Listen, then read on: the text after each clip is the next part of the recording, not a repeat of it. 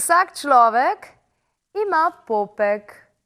Pa vas vprašam, ali ima po vašem mnenju popek tudi mati Zemlja, planet, na katerem živimo?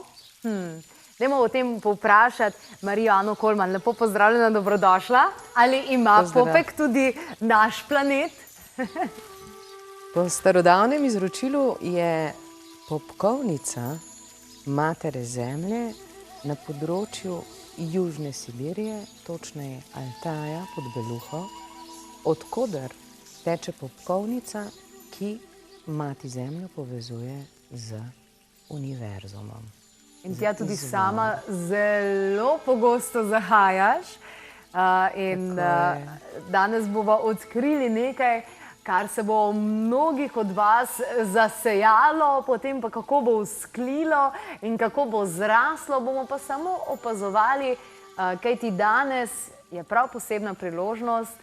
Marija Ana Kolman vas bo namreč povabila na nepozabno doživetje, ne samo za telo, predvsem za dušo, za duha, in sicer na 17-dnevno raziskovanje Sibirije.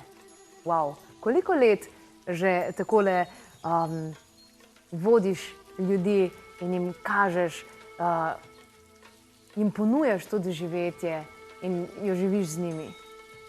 15 let že hodim v Sibirijo.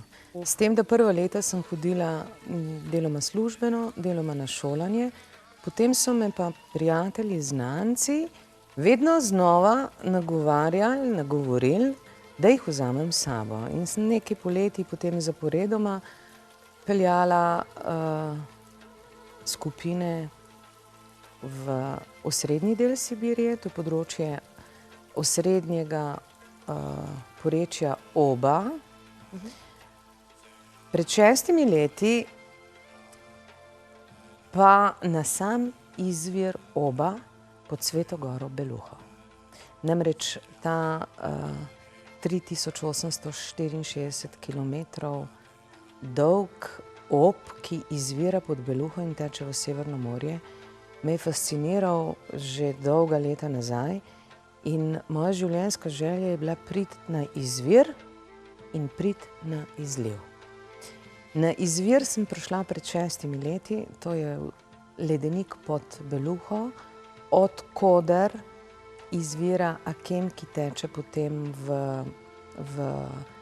Katun. Ko se Katun in Bija zlijeta, nastane pa Ob. Danes imaš tako lepo pokrivalo, predvidevam, da je Sibirije. Prišlo je z mano z Altaja, imenuje se Tuvejka, podaril mi jo je pa gospod, ki sem ga srečala na Altaju, ki sicer porodil iz Uzbekistana. To je tipična Tuvejka. Krasno. No, po Altaju, kako se bomo premikali, kajti tudi naša ekipa gre, ne? Kako se bomo premikali pravzaprav z avtomobili, ali kako zdaj tja moramo iti z letalom, to je jasno. Ja, zdaj glede na to, da je za prihodnje leto načrtovano potovanje, tvoje potovanje in seveda potovanje tvojih gledalcev, na Altaj sem jaz ta program nekoliko priredila. Priredila iz 2 razlogov. Želela sem, da mogoče vzporedno s tvojim obiskom Altaja doživimo še nekaj posebnega. To ti pravzaprav sploh še nisem povedala. Zdaj ti moram izdati to skrivnost. Namreč, v času, ko greš ti in tvoja skupina na Altaj, se bosta zgodili 2 stvari. Ena je prvi vsealtajski festival grlenega petja, na katerem boš seveda častna gostja in na katerem boš lahko posnela te čudovito glasbo, ki je glasba za posebna stanja zavesti in tudi posebno močna, energijska glasba.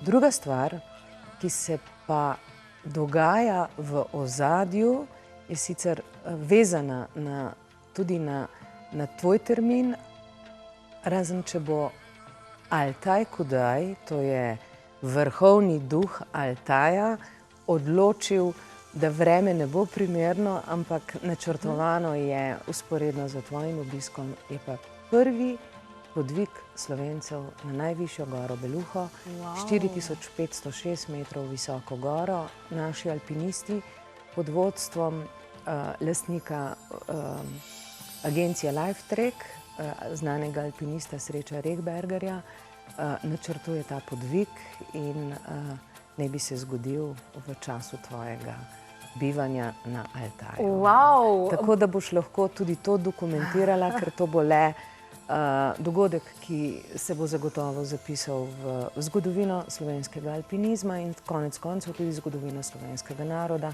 Slovenci prvič na Beluhi. Wow. Ne bom šla sicer z njimi, ampak jih bom pa z veseljem pričakala, ko bodo dol prišli.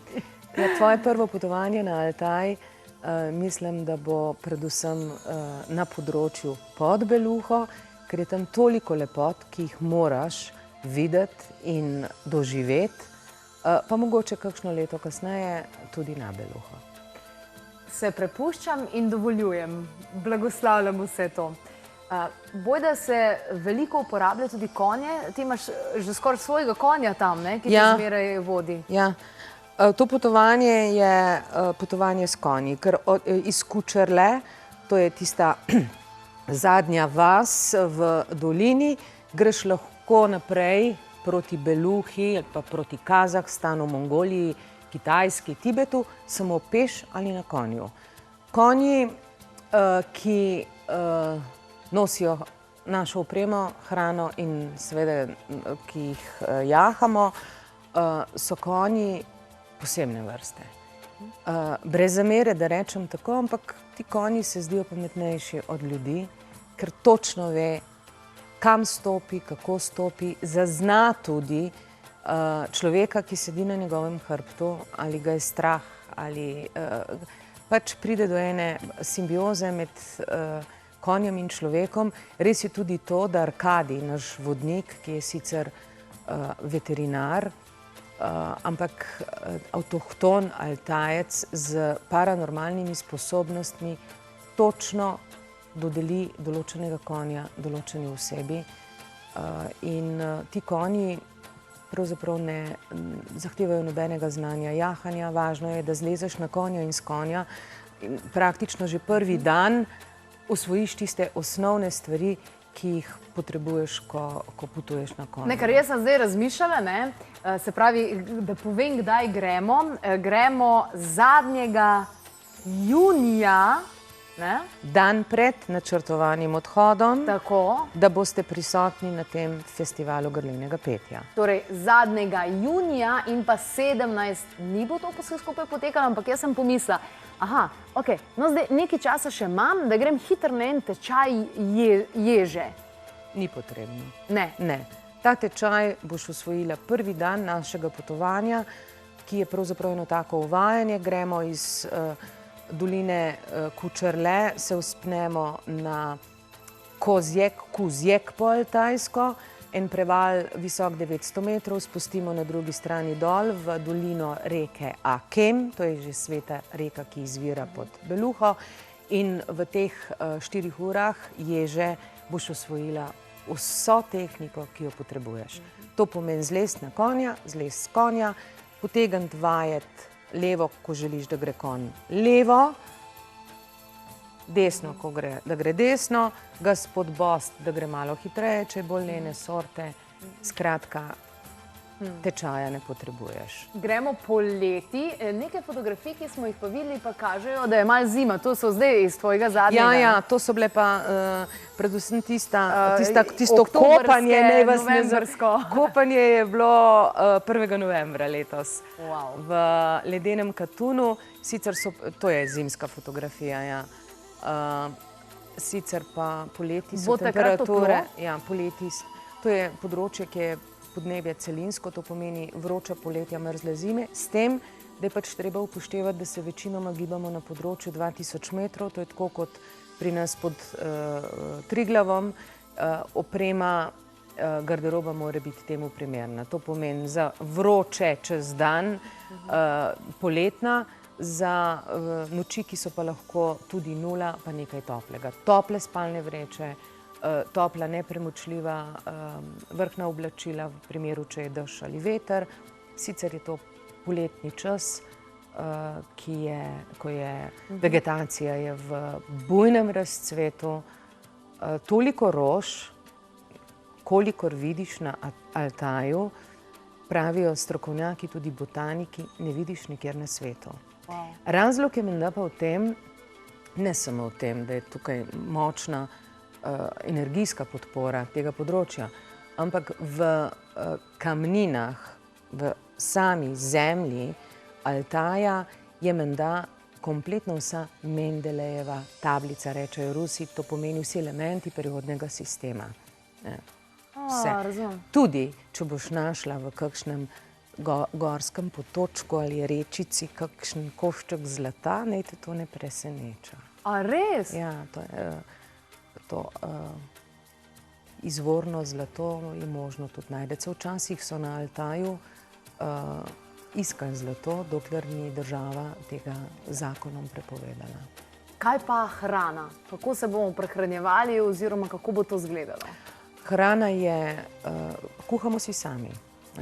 Vse, kar potrebujemo v tistih 14 dneh, ko smo na konju, je hrana, ki jo nesemo s seboj, ker tam ni nič koč, nobene civilizacije, ni avionov, ni cerkva, ni mobitelov. Tam je človek odvisen izključno od sebe, svojega konja in blagodarnosti Altaj Kodaja. Hrano nesemo s seboj in vsak dan 2 kuhata. Kuhamo vedno, je topel obrok, jemo zjutraj čez dan, ko imamo premor med jahanjem in vedno zvečer, ko postavimo tabor. Seveda kuha se posebej za vegetarijance in posebej za mesojedce. Altajcem je čisto nerazumljivo, kako je lahko človek vegetarijanec. Ok, pa bom jaz fajn čudak, ko sem vegan. So že navajeni in temu primerna je tudi hrana. Hrana je vsa iz vasi. Torej, za vegetarijance so pač to stvari, ki so tako zelo okusne, da marsikdo, ki je mesojedec, bi kar tam prestopil med vegetarijance, ker okus te hrane je izjemno bogat. Se pravi, lačni ne bo. Ne. 14 dni, torej s konji, se pravi, gremo čez hribe in doline. Kaj pa je tista zadnja, finalna destinacija, kamor pridemo? Finalna destinacija so Vrata bogov, to je dolina Jarlu, imenovana v prevodu iz altajščine Vrata bogov. V tej dolini je tudi tako imenovani šamanski kamen, na katerem je ta znani znak Pakt miru, slikarja Reriha. In čisto končna destinacija je seveda podnožje Beluhe.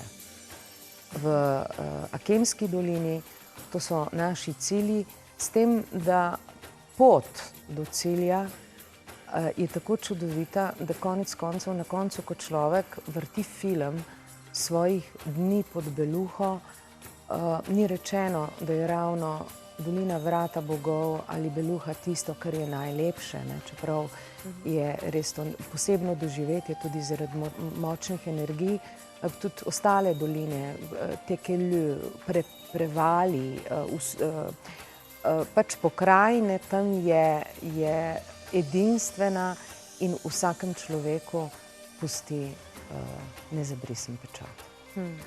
No, če bi se kdo rad pridružil temu potovanju, torej zadnjega junija, pa potem imam zapisano, do 16. julija, torej 17 dni, poseben program, torej prirejen za naše gledalce, Klepet ob kavi. Če vas zanima, če bi imeli več informacij, lahko najdete na www.klepetobkavi.si. Tam lahko najdete tudi celoten program. Sicer pa enostavno pokličete naše svetovalke na 02 6200 230. Tudi one bodo tam imele program, lahko vam ga pošljajo po pošti. Je pa število oseb omejeno na koliko? Koliko jih lahko vzamemo zraven? Samo 12. Omejeno iz enega samega razloga. število konj, ki jih ima Arkadij, je omejeno, je 15, 12 konj je za nas, 3 so za vodnike in zdaj sva se dogovorila tudi to, da bo z temi amuleti zasluženi denar namenil v nakup 2 konjev, ki bosta dodatno nosila vašo snemalno opremo in hrano za vegetarijance. Krasno. Tudi zanimivo število 12, ne? Ja. Tako da 12 jih vzamemo s sabo, pomislite, razmislite, če je to. Torej, lahko dobite več informacij, kot smo rekli, na spletni strani, oziroma če pokličete, pa vam bomo poslali potem takem tudi program. Če te pokliče, ne?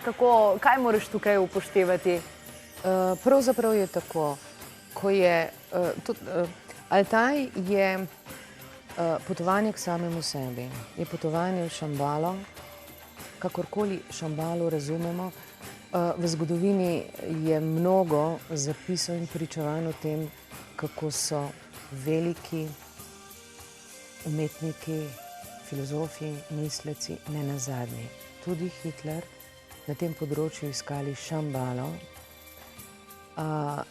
Ravno zato sem jaz temu potovanju dodala tudi obisk muzeja Nikolaja Rericha v Vrhnem Ujmonu, ker želim, da ljudje dobijo to informacijo o tem velikem človeku, slikarju in seveda njegovi ženi Eleni Petrovni Rerih, teozofinji, filozofinji.